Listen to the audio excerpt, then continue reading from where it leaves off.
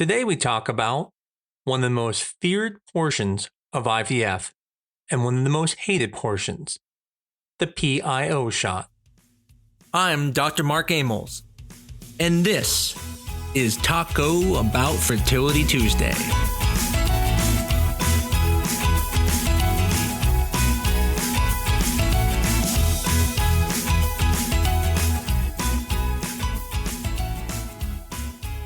If you have ever looked at a progesterone-in-oil needle and wondered, is my fertility doctor sadistic? I promise you, we're not. We're just following the science, and unfortunately, sometimes the science points directly at your butt. So why is progesterone-in-oil one of the most hated portions of IVF? Well, not because it's dangerous, not because it's complicated, but because it goes into your backside with a needle that looks like it came out of a veterinarian clinic. This is the famous IVF butt shot. The shot that turns your spouse into a nurse. The shot that makes Google have one of the common search terms of how to get progesterone without crying. PIO, known as progesterone-in-oil, is this infamous shot. And patients recently asked me questions like, well, do I really need it? Or can I use vaginal progesterone? Or potentially, can we just check blood levels? And the answer is kind of maybe, but it depends on the type of embryo transfer you're doing. Is it a frozen embryo transfer, or is it a fresh embryo transfer, or what's called a modified natural FET transfer? And this is the part that most patients are never taught, because the real question is not, are progesterone shots better than vaginal progesterone? The real question is your body making any progesterone on its own? That changes everything. Now, let's just start off with a clear disclaimer. Whatever your clinic tells you to do is what you should do. But today we're going to talk about progesterone support for frozen embryo transfer cycles. Specifically, we're going to talk about why progesterone matters, why some patients need progesterone shots versus vaginal progesterone, and why vaginal progesterone alone may not be enough for frozen transfers. And you're just not going to take my opinion for it. We're going to talk about the research. And that's because there is no one-size-fits-all. Different situations require different types of progesterone. It's a bit complicated, depending if you're doing a natural cycle, modified natural, programmed. That changes what type of progesterone you will do. And if you go out there, you'll find out there are many types of progesterone. There's vaginal progesterone. There's injectable progesterone to the muscle. There's even subcutaneous progesterone. There's even creams out there. And at some point, you just want someone to say, well, here's what you need and why. And that's what we're going to do today. So let's first start with, why does progesterone even matter? Well, progesterone helps prepare the uterus for implantation, specifically the lining. And most focus on things like the thickness of the lining, saying my lining was 8 millimeters or mine was 9 and my lining looks so beautiful. And yeah, that's important. But thickness is only part of the story. A thick lining is not automatically a receptive lining. Think of estrogen as the hormone that builds up the lining, but progesterone is the hormone that matures the lining. Think of estrogen as building the house, putting up the walls, and getting the room ready, but progesterone is the one that turns on the lights, puts the sheets on the beds, and says, okay, embryo, now we're ready for you. And progesterone doesn't just mature the lining, it also affects the synchronization with the embryo. That timing is critical. If the embryo is a day 5 blastocyst, the lining needs to be exposed to progesterone for the right amount of time before transfer. Too little exposure, and the lining may not be ready. Too much exposure, and that window may be off.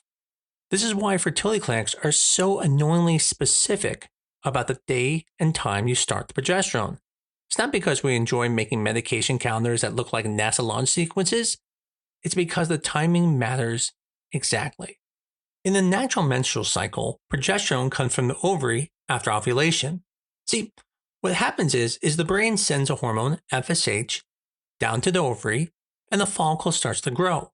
When that follicle is growing, it starts producing the hormone estrogen. That estrogen is what goes to the uterine lining and starts building it up. Now, once the follicle releases an egg, what happens is those cells left over from where the egg was in become luteinized and then start making what's called a corpus luteum. And that corpus luteum is what basically is a progesterone factory, but it's only temporarily going to be there. and it plans on being there for the second half of the menstrual cycle. Now, if pregnancy happens, then the pregnancy releases HCG, which looks like the hormone LH that was coming from the pituitary, and will keep the corpus luteum making progesterone. It basically rescues it from collapsing, because if you don't get pregnant, that corpus luteum will just collapse and the progesterone levels will drop and you'll get a menses. But in a frozen embryo transfer, you are actually preventing ovulation. Instead, you are building up the lining with estrogen, and then you have to start progesterone. So if you don't ovulate, you don't make a corpus luteum. And if you don't make a corpus luteum, your body is not making progesterone for the transfer. And that means progesterone has to come from medication. All of it. And that's one of the major points of this episode. It's not some of it, but all of the progesterone has to be given. So let's divide embryo transfers into two major categories. Number one, we call ovulatory frozen embryo transfers, and number two will be considered programmed frozen embryo transfers. Now, ovulatory frozen embryo transfers may be called natural cycles, modified natural cycles, or ovulatory FETs. And because the patient ovulates, that means they're going to form a corpus luteum. And because of that, that means their body's going to make progesterone. Now, many clinics may give supplemental progesterone in these cycles. And the question is, why? Well, partly because we like to give belts and suspenders to protect things. But technically in this situation, the medication is not necessarily needed because the source of progesterone is the body. So if you're using vaginal progesterone in this situation, you're more supplementing the progesterone versus giving it all. But in the second one, the programmed frozen embryo transfer, this may be called a medicated cycle or an artificial cycle. But in this type of cycle, we use estrogen to prepare the lining. And since you don't ovulate, we have to add all the progesterone to mature the lining. No ovulation, no corpus luteum, no natural progesterone production. So now it's no longer a supplement. The entire supply chain is coming from the medication. And this is why the route matters more in a program cycle than in the modified natural cycle. This is why you cannot compare progesterone strategies until you ask the question, is the patient ovulating? Because vaginal progesterone in an ovulatory cycle is not the same situation as vaginal progesterone in a program cycle.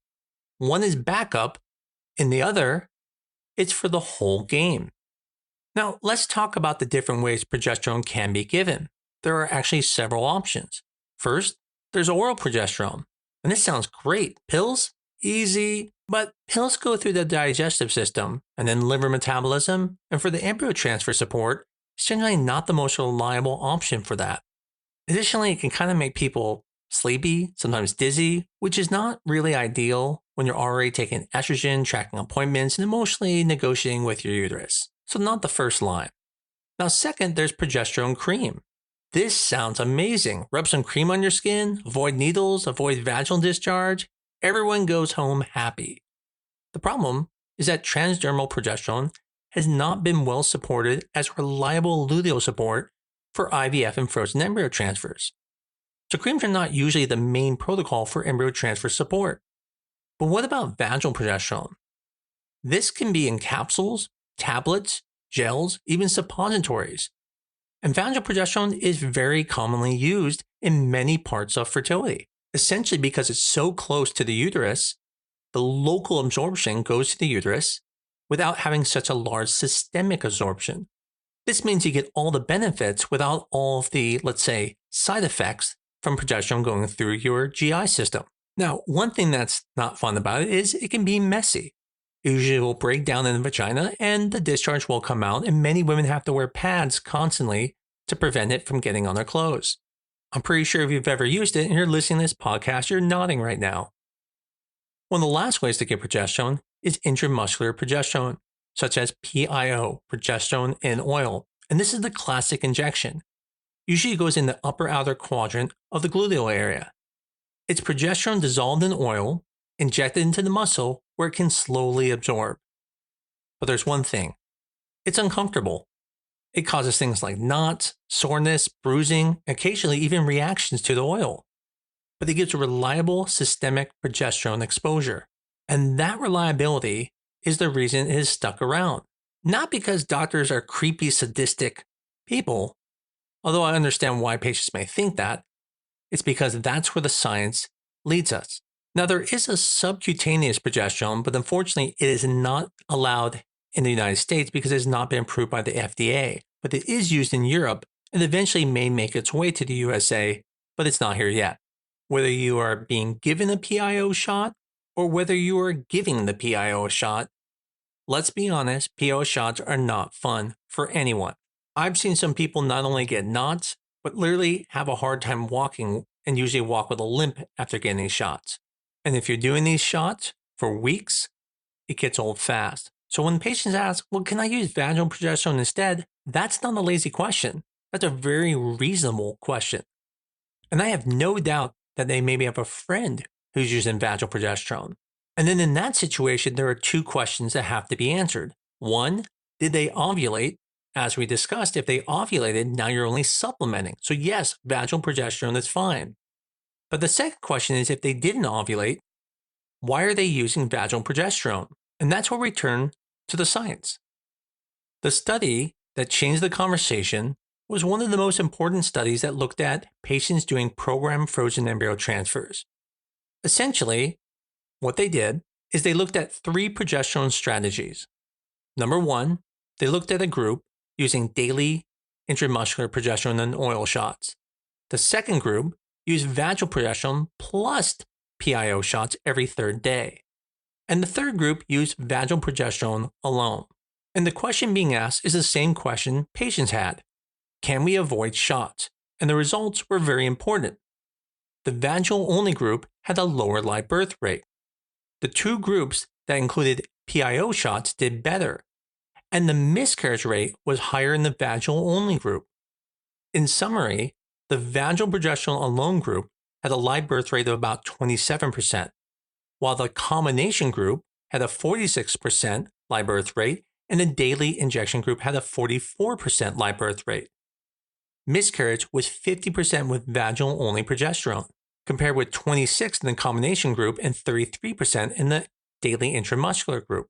So the take-home is, programmed frozen embryo transfers with vaginal progesterone alone did not perform as well as the protocols that included PIO shots. Now, that doesn't mean that vaginal progesterone is bad. That does not mean that every patient in every transfer cycle needed PIO. What it does mean is that if you are in a programmed FET cycle, you should not use progesterone alone because it's riskier due to the lower live birth rate and the higher rate of miscarriages. And that's why doctors shouldn't just say you need PIO. They should explain you're not ovulating. You didn't make a corpus luteum. So your body is not making progesterone. This medication is the entire support system for your lining. Then it makes more sense for patients.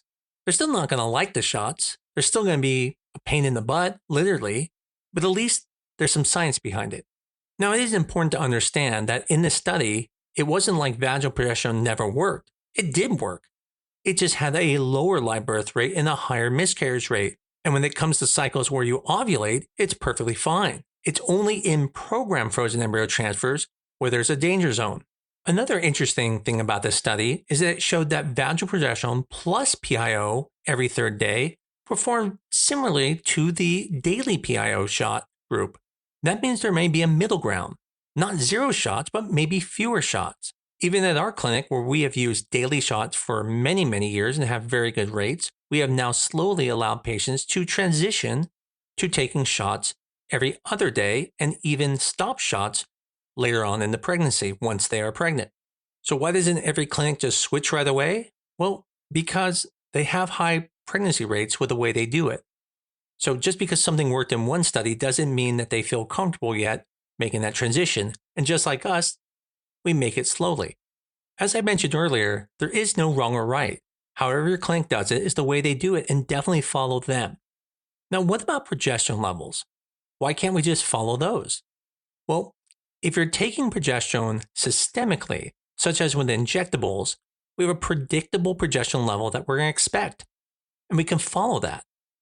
But when it comes to things like vaginal progesterone, as I talked about, locally, it's going to be absorbed by the uterus, but systemically it will not be. And in that situation, you can't follow the blood levels as well. So unlike HCG levels where we expect them to double, you can't do that with progesterone if you're not taking it systemically. And the good news is they've studied this. They actually had animals where they took endometrial biopsies and verified the progesterone levels are appropriate at the uterus. But in the blood levels, it's not going to be as high because, again, it's not absorbed systemically as well. And that's one of the hard parts about using vaginal progesterone injections at the same time.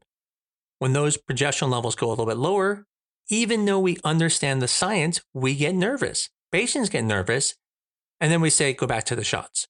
Technically, if you are using vaginal progesterone with injections, and I'm talking about injections every few days, you probably shouldn't even be checking progesterone levels because you're not getting a real sense of the progesterone at the uterus. So what's the final takeaway?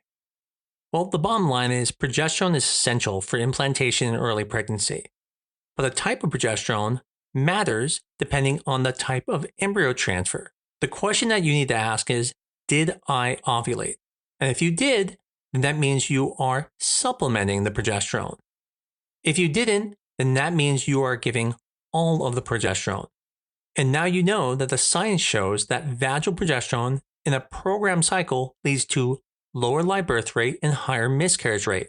So the reason doctors use PIO is not because fertility doctors are sadists, but because it's reliable progesterone support. And that's what matters. And the good news is there are some protocols that don't require daily progesterone injections. And if you don't think you can do the shots, then talk to your clinic about modified natural cycles. Now, it's important to understand not every doctor feels comfortable doing these. So don't be upset if your clinic doesn't do it. They're doing what they know is best and what they know how to do. In the end, everyone is going towards the same goal: to help you get pregnant, stay pregnant, and have a live birth of that beautiful child. If you might be taking progesterone or you know someone who's going to be taking progesterone, this podcast may help them, make them understand why they're taking progesterone so they don't hate their doctor thinking their doctor's being mean. And as always, if you like this podcast, please tell your friends about it. Give us this 5-star review on your favorite medium that you listen to this podcast on, but most of all, keep coming back. I look forward to talking again next week on Taco Bout Fertility Tuesday.